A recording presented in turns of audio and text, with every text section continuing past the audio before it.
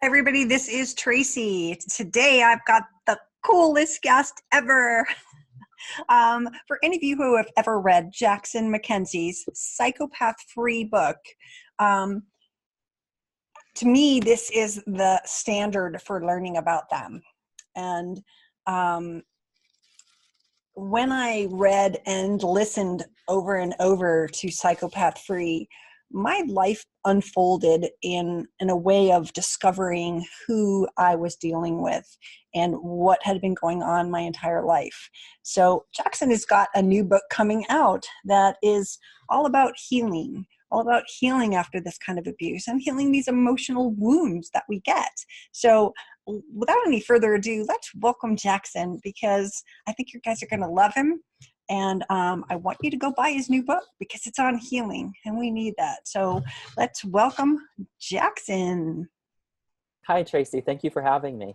I am so excited because for those of people out there in YouTube land that don't know Jackson, he only got a small amount of videos on his YouTube channel, but he is the author of Psychopath Free. And he is soon to be the author of a new book. What's the book's name? It's called Whole AGain, and it's for people who are looking to look at long-term recovery from toxic relationships, emotional abuse, and any sort of childhood wound that might be left over. I think that's so needed. The healing process for us, isn't it very similar on all the people? I mean, we kind of go through the same stages of recovery.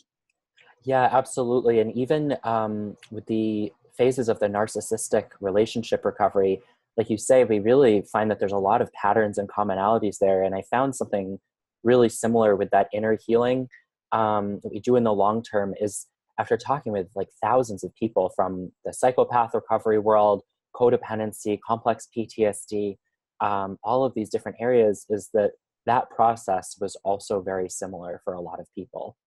Yeah, I would imagine. And for me, the sad part is, and I don't know if you've come into this sort of thing, is I want to say the damage that untrained professionals can do in this healing process. Yeah, and I mean, I'm an untrained non-professional, so there's your double whammy. But I, I always do. I encourage people to seek out therapy. But you're so right that you need someone who is really skilled and understanding in this specific topic. Someone who's going to help you dig into, first of all, making sure you're safe and out of a manipulative or controlling relationship. And secondly, someone who's going to be able to work with you to heal those long-term wounds so that you can be happy and that you can go have successful and really complete feeling relationships, or just being happy on your own is just so important. Mm-hmm. Did you, in your research, did you find that many people that have been in narcissistic, sociopath, psychopathic relationships had some kind of childhood exposure, like a parent or something? Do you find that to be?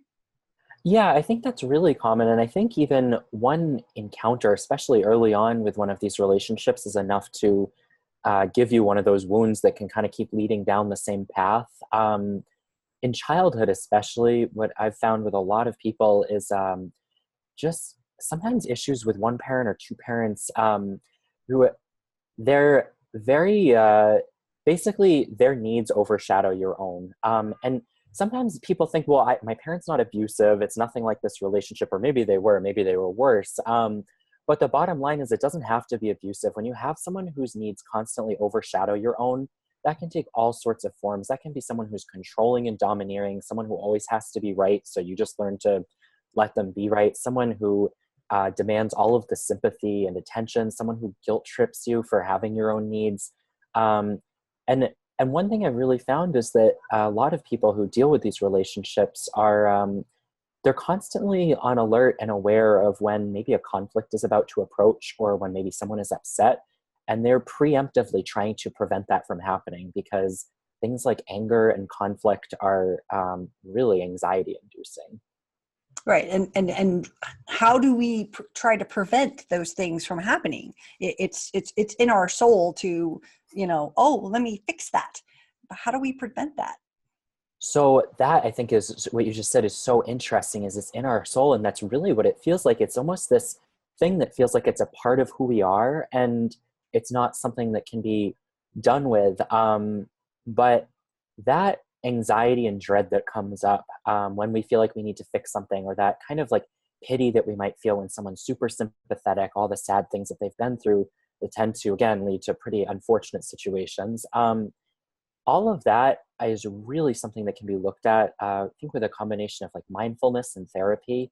And the more we explore the discomfort that arises when we sense a conflict bubbling over, the less we necessarily react as we kind of intend to. And that's our default, is to react and say, oh no, like we all like each other, make a funny joke or make fun of yourself or just anything to put an end to it.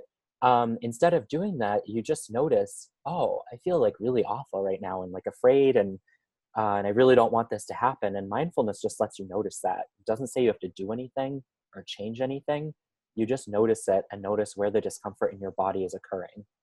A lot of people don't know what mindfulness is. Do you want to explain that really quickly? Yeah. I love mindfulness. It's like there's so many great resources on it too. And Tara Brach is one of my favorite mindfulness coaches. But what I understand of it is that it is building up a non-judgmental observer of your thoughts and feelings and emotions in your body. So it's not looking at something as good or bad. It's not saying I need to heal or undo this or change this. All it is like, if you were to just imagine a friendly person looking over you, that sounds creepy. How about like a friendly presence? I was just, and the only thing is there is just noticing, like, oh, that's interesting. Huh. Okay. Yeah, that's interesting. It's not, oh, I shouldn't be feeling that. If I had made progress, I wouldn't feel that. That's all like the kind of more ingrained emotional issues. Whereas the observer is something we build. It's like any other exercise that you would do, is the more you practice it, the more it becomes easier to get into that. Mm-hmm. And are there different roles? Because I know you made a video about the protector, for example. Yeah, so I think a lot of times when we have emotional wounds stored, we'll see different parts of ourselves that pop up to try to compensate for that wounding. And a lot of times that distractor just basically keeps us, it's trying to protect from the wound, but it keeps us constantly like on a hamster wheel, just always looking for what's next. What am I doing next? Maybe it's accomplishments. Maybe it's substance abuse. Maybe it's helping others to the point of it being more caretaking rather than just regular help. Perfectionism, all of these kinds of things that just keep you super externally focused and away from the body. Mm-hmm. And so when people ask, how can I identify if I have some unresolved emotional wounding? The first thing I say is to just take a little bit of an inventory of your life and see, are you maybe distracted or just constantly going? It can be even as simple as like being a workaholic or something. It's keeping your mind going a million miles an hour, and the truth in the body kind of gets numbed out. And that's sort of masking, by being a workaholic or an alcoholic or something. You're actually masking the wound, right? Exactly. And so many people will say, well, I don't have a wound. I mean, I'm fine. I never think about my relationship anymore. I never think about my childhood anymore. But emotional wounds are really tricky, especially when you get into the realm with complex PTSD, where those things stay inside you and dictate everything that you think, do, feel, even your approach to healing. And so they're very tricky, and they kind of can convince you that, especially because things are numbed out, that pretty much everything is fine. You don't need to worry. Just keep doing that one more job thing, keep doing that one more this, and then you'll be fine. Mm-hmm. Wow. And so these core wounds from this emotional abuse, um, how do we identify? So you had a narcissistic parent, or you were in a relationship, and are they core wounds like codependency? Are they core wounds like people pleasing, things like that? Or are those a result of the wound? Yeah, I think codependency and people pleasing would be a really solid example of that wounding.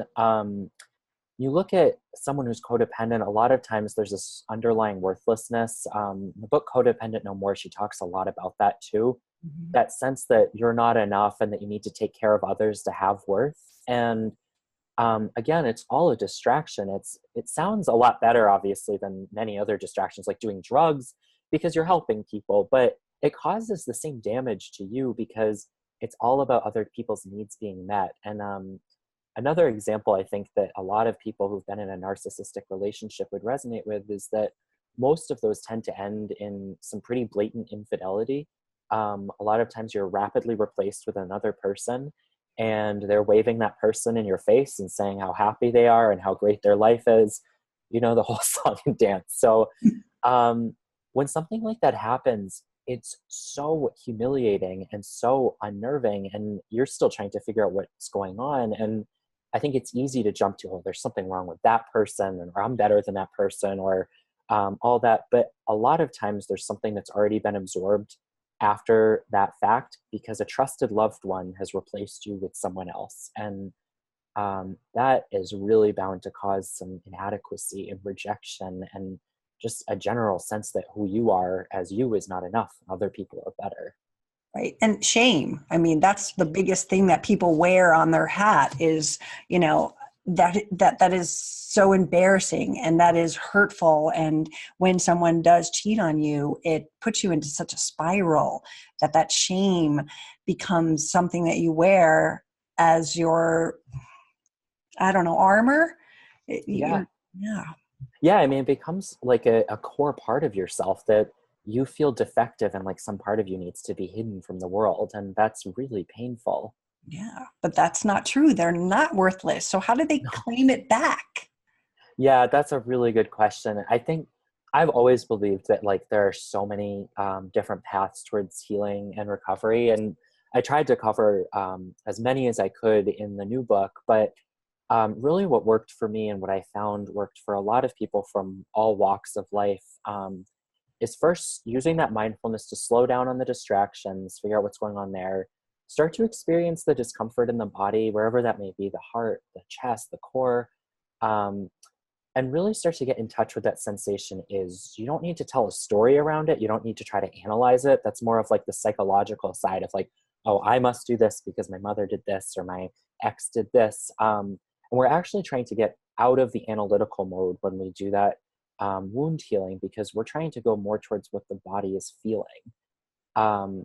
And when we get to that core wounding, whether that be rejection or worthlessness or inadequacy, whatever that shame is, I think the first step is just sitting with it and realizing, I think we mentioned with Tara Brach, she says, it's real but not true. So you're not pretending it's not there. That doesn't work well, but you're recognizing it's there and considering the possibility that it might not be true. It could be this relentless voice saying, no, it's all your fault. You're actually the crazy one. You're bad. Like, you need to admit that you're bad and everyone's going to like those kinds of nasty shame voices are the ones that we need to listen to. And then we can get to the more fun aspect of letting it go. Mm-hmm. And letting it go is the hardest part. I would think that, and correct me if I'm wrong, but people that are ready to heal these wounds are further along on the recovery journey. I like to call the new people like fresh out of the oven, like the anger, the hurt, that can they heal when they're there, or they have to understand more before they can start to address the healing process? Oh yeah. I mean, I've definitely been there too, the fresh out of the oven, and it's everything is so volatile and there's a lot of need for validation with other people who have been through something similar. I think all of us can look back at a time when we're watching a million YouTube videos, reading a million books, and really just like absorbing as much knowledge as possible. And I think that is an essential step in the journey. But looking back, it's hard to say if it can be done or should be done. I don't see myself really being able to juggle those two things at once, because my focus and my purpose at the time was more dedicated to that other stuff. And I think as time passed, I just became interested also in these other topics. Yeah.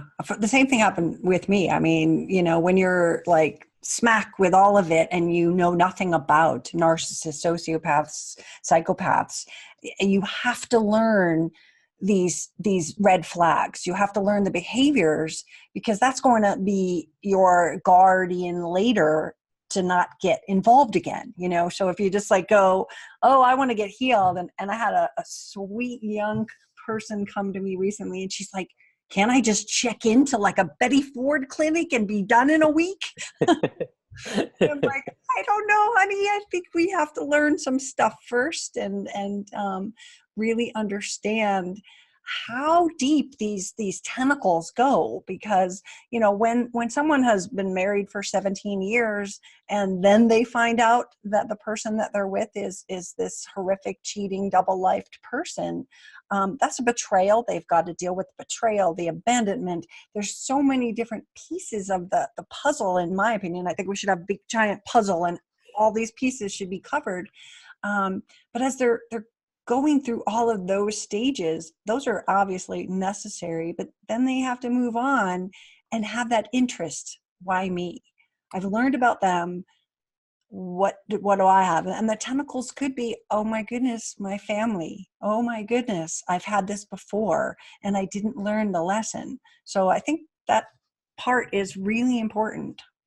Yeah, absolutely. It's kind of shifting that perspective of like, why do these bad things keep happening to me, towards like a more of like a healthy, like, oh, maybe this is like, this got to be an opportunity. Like if especially with patterns, I mean, it's hard to call like, you get out of a 17-year relationship with someone who's abusive. I wouldn't call that like an opportunity, but looking for this silver lining is when those things keep happening and the patterns keep recurring. I see that as us getting a chance to kind of look at what's going on and kind of find a healthier path forward. Look at, for example, if you're carrying around some deep sense of worthlessness or inadequacy or rejection, it's going to be really easy for other manipulative people to kind of keep grasping onto, because there's that low barrier to entry where they're just obsessed with you up front. You don't have to do anything. They just love you. They don't even know who you are. They just love you. And that feels really good at first until you realize they can just love anyone. So, and I should put love in big, big quotes. But They targeted you. Yeah. Yeah. And I think when we shift the perspective, instead of just like, because we have to learn those red flags, but also, like you said, internally in ourselves, when we start to experiment with removing those wounds that have maybe been there for a really long time, I think we find that boundaries almost come automatically, because you start to like this person that you're helping out with your mindfulness and your exploration. And you're like, hey, I want the best for this person. I don't need them to have to put up with abuse or manipulation for a few months and then eventually blow up and get mad. And then everyone's like, oh, you're crazy. I want to like be able to upfront, when someone's being manipulative or mean, just say, hey, that doesn't work for me. That's not okay. Like pretty much like anyone would say. And what you're going to find is that doesn't magically change other people. Other people stay mostly the way they're going to stay unless they really commit to getting better.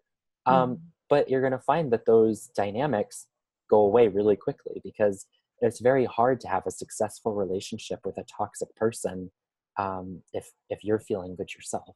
Absolutely. And I think these core wounds they're not visible. I think they're definitely invisible under there. And certainly in the beginning, survivors are, they're surviving, but they're not looking deep. Again, like the girl who wants to go to the Betty Ford clinic and make it better. I'll learn what I got to do, but do it in a week. It's stuff that is almost how we were made. It's the beliefs that we had as a child, or things that might have happened. Sometimes a bully in the schoolyard when you were a kid could put this core wound in you. Exactly. And I think that's one of the most interesting things to realize, is that as resilient as humans are, there's also that vulnerability to that wounding, especially as a young person. I think the bullying example you brought up is great. And even in Tara Brock's book, she talks about a little girl who didn't want to get her hair cut, and her mom made her, and she started crying, and her mom said, no, you have to do this. And that was her whole, for like the rest of her life, was she just kept giving everyone else whatever they wanted, and she gets so angry because she never got what she wanted. So, I don't know the truth or fiction in that story, but I think it's just worth looking back and not trying to hyper analyze anything, but just to learn about ourselves and to start to like that person. As you were talking, I had this flashback of my childhood, I had this favorite pair of purple pants. They were ugly. They were purple. They were corduroy, big, thick corduroy in those days. And I don't know why they were worn out or something. My mother made me throw them. She threw them out. And it was like horrific to me. So much so that at 9 years old, I ate a bottle of baby aspirin and wanted to die. Oh my God. Oh, Yes. So, yeah. Those things can leave pumped an my impact. stomach. I was fine. Obviously it was orange Oh, flavored, but, that thing was just such an important part of losing control, not having control of my purple pants, or yeah. having my favorite thing was taken away from me. So that's probably in there with all my little wound soup. Yeah, yeah, and you lose your own agency and start to adopt instead more of a negative self-concept, and that's really what can plummet us into more of that sense of victimhood. And when I say victimhood, I don't. It always has such a negative connotation. I don't mean it that way because if something horrible happens to you, you're abused or something like that, you have been victimized. But I think victim mindset is a different thing that we can absorb ourselves, which is that these bad things happen to us and that nothing can change. And that is such a helpless and really unhappy, scary feeling. And I think as we start to take the reins in our own recovery and healing, we start to step beyond that role and we realize, like, hey, maybe this person in my life always bossed me around or always controlled everything. But that's not the case anymore. Or if it is, I'm going to get out of it. And I'm my boss now. I'm going to take care of this. And it feels a lot better. You realize you don't have to be afraid of other humans and how they might react to you. It's not our job to be on the lookout for that. No, I know that people have a hard time. I made a video with Richard Cranon and Dana and Angie talking about victimhood and victim and living in victim. So I think people have held on to that victim, and it's a trophy. It's something that protects them, and they hold on to it, and they go around, I'm a victim, so therefore I can, even a narcissistic person, they were a victim of some sort of trauma in their lives, but they hold that victimhood, and they're going to never have it happen again. So Right, it's like a they badge, like a get out of jail free card. And you're right, you see that the worst of the worst when it comes to cluster B disorders is they'll kick you, hurt you while you're down and all that stuff, and then they are the ones who say that they're being victimized by you. And I think that's why that mentality can be so toxic. And we sort of get sucked into, I think it's called the drama triangle, where it's the drama of betrayal, where there's a victim, a rescuer, and a perpetrator. And wherever you fall on that map with the cluster B relationships and with codependency, the cycle just always repeats itself. If you're rescuing someone, inevitably they might just start seeing you as the perpetrator.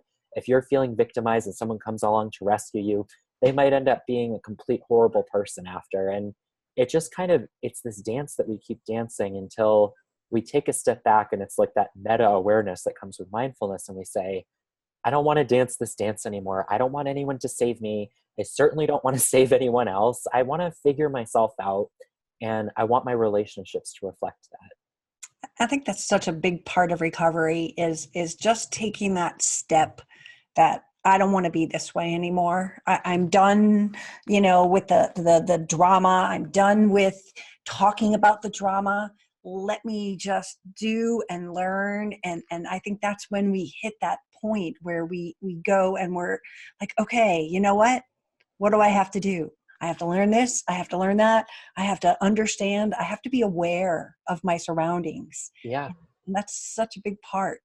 Yeah, and it's like it can be overwhelming, but also like really exciting because it's a whole new step in the process. And I think one of the biggest things that can hold someone back is you've talked about like complex PTSD, and that can be really frustrating and disheartening because one of the quotes I saw that I loved about PTSD is that it's not that the person is refusing to let go of the past, it is that the past is refusing to let go of the person. And it can be so angering because you want nothing more than to be done with this whole process, let it go.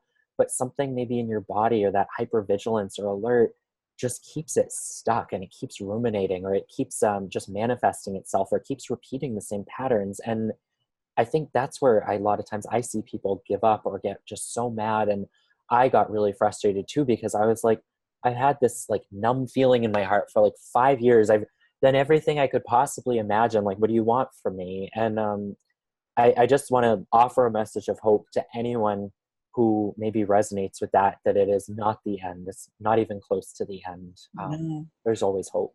There's always hope, and we can rewrite the story. I very often use a book as an example that this was a chapter in your life. Your chapter when you were in high school and you had all those friends, but well, maybe you have a few, but you don't have them all. So that chapter's done. Next chapter is this. Well, after abuse, the next chapter is whatever you want it to be. And that we have the crayons. I wrote that, I did a video on that, and we can make the story up. What do we want to do? And for a lot of people, they don't know what their passion is. They've been controlled for so long, like a little marionette puppet, that they don't know how to find it. And so I think that learning mindfulness, learning boundaries, all of these things, it's like a checklist. Let's just heal. Yeah, I love that book metaphor. That's so good. And being able to say next chapter is on me. I'm gonna figure this one out. That's really cool. And take control of it. It's when we feel like we don't have control. And fear is such a big part. We're afraid of tomorrow because we don't know it. And so we are afraid of that chapter. But what if you wrote the chapter out? What if you said, this is my goal, this is what I want to do, I want to have this. And for people in my age bracket, they're like, okay, I'm over 50 and I have to start again. And I say, we get half our life back. I mean, it's so easy. And for years I was like, oh my God, I won't be able to retire. My life is over. And that fear. But I'm like, but what was that doing? That made me lose all those years going, well, shit, I don't have to retire yet, but I can like live for today and have a good time. Yeah. It's paralyzing. And you're right. Like in any age group, it gives you that feeling that, oh no, it's stuck or it's never going to be able to go back. I remember when I was chatting with my friend and I was like, oh my gosh, like I'm almost 30 and I feel like I've just like wasted all this time, like, thinking about like the narcissist and like all this stuff. And I just want to be like a normal 20-something-year-old. I just want to like do what normal 20-something-year-olds do. And he was like, why don't you just do that then? I was Exactly. like, oh. So I told you, I like joined softball leagues and tennis leagues and started just like playing sports, like going out with friends and like all of the stuff. I was like, oh yeah, that's doable. It's just finding what you want to do and just do it. I tell people that in my groups all the time. It's just like, did you like to bake? Then go bake me cookies. I love cookies. Bring them in. That's a double win. Yeah. It's all about healing, but I really want to thank you so much. When can people expect to see your book? So Whole Again comes out. This is like the 5th time I've forgotten when Whole Again comes out. I think it's the 8th or the 14th or the 18th. And I'm really sorry about that. January. But it's already of January. Yeah. And it's available though for pre-order on Amazon. Well, I suggest that everyone get it. And I hope that it comes out on audio as well, because your audio book of Psychopath Free was like, you were talking about people, really playing detective and listening to things all the time. That was my first audio book, and I just listened to it driving. And it was my friend. And I hope that this other one to help people heal will also be able to reach me for that. That means a lot to me because you've obviously become friends for a ton of people who are seeking support now too. So it's amazing to see that connection. Yeah, well, you've helped a lot. And this community I find that people who are in this community who have been through it are so kind and so loving, and they give back. Everyone wants to give back. Yeah, it's really inspiring. It is. I know. It's awesome. So we have to watch out for the narcissists that are pretending to give back. Yeah, that's never super fun. It's like, wait a second. You say you do all these charities, but when? I don't know. Actions, we'll speak louder one day. Yeah. Yeah. So thank you so much for joining me, and we'll look forward to your book, and everybody get out there and buy that book, because it's going to be awesome, because you have done an amazing job before. So looking forward Thank you, to it. Tracy. Thank you.